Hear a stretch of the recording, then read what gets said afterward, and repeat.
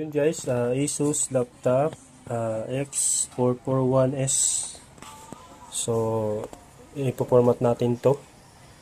So, ito yung Windows 10 na USB drive na bootable.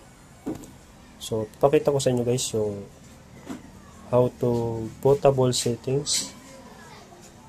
First step guys, insert nyo yung USB. Ayan. And then, going to power on. And then, mabilis na pagpindot pag once na napindot nyo na yung power. Then F2 settings for bootable or boot menu. Yan. Then yung setup ng